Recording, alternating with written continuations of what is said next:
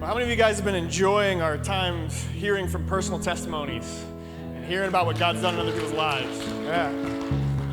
Now, we have a whole bunch of them online now. If you missed out on that and you haven't heard some of those testimonies, I encourage you to jump online on Facebook or YouTube. You can hear some of those testimonies of what God's been doing in people's lives. And we know that for each and every one of us, some of us have a lot that God has done in our lives, and it's kind of impossible to pack into 3 minutes.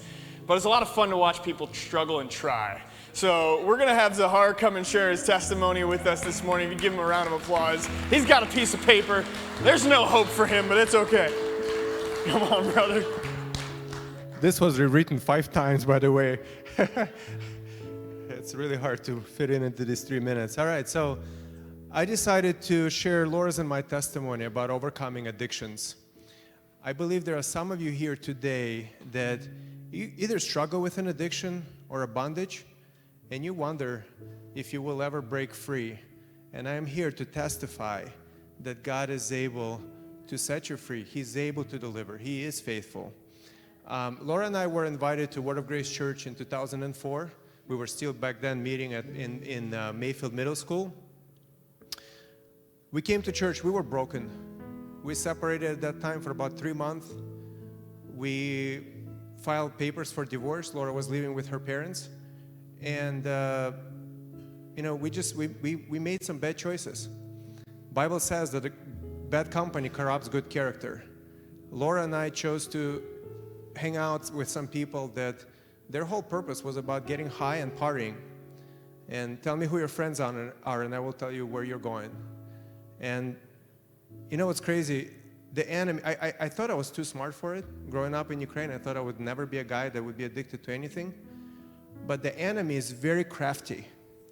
You know what he doesn't show? When he is trying to seduce you to sin or to tempt you to something, where he's asking you to compromise, he doesn't show you that you're going to be a slave to this ever-quenching demon that you cannot fulfill. He doesn't show you broken relationships. He doesn't show you children that are paying for your mistakes, right? He just says, hey, you're going through this hard time. Numb yourself out. Have fun. Look at everybody that are having fun. It's nothing but a lie. You cannot have a marriage with a baby involved when you're addicted. To make marriage work, it takes love. It takes sacrifice. It takes serving one another. And so here we were at Word of Grace Church in 2004. But God, everybody say, but God. But God had a plan, and He is able to break you free. He is able to deliver you. We accepted Christ in our heart. We got born again. Our marriage got born again. We were completely set free from addiction. There were people that God has placed in our life that were friends of our destiny that said, Zakhar, Laura, this is not who you are. Zakhar, you are the protector of your family. You have to set up boundaries around your family. If something causes you to sin, if there are people in your life that cause you to sin, if you go to places where you fall, you're the protector. You cannot cross that boundary. You have to go all in with Jesus. And you know what we did? And can I tell you? We have received joy and peace and fulfillment that drugs would never be able to deliver. And I'm so thankful to God, guys, and God is able. One last thing I'm going to tell you. I did not know that they were going to sing this song today. But if you wonder if you have tried and failed and you wonder if God is able, here's what He says. He's a miracle worker.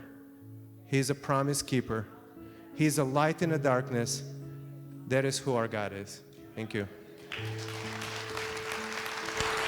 Well done.